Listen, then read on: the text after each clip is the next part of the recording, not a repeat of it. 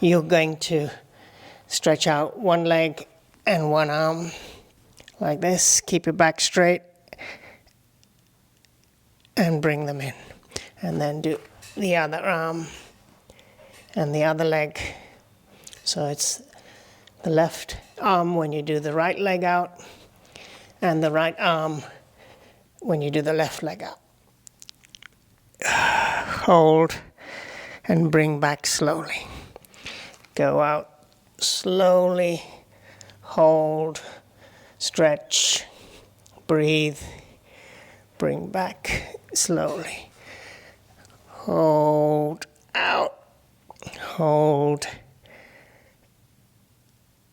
bring back slowly. Do this 18 times on both sides, and it'll help both your lower back, your arms and legs to loosen up and be good for your golf swing.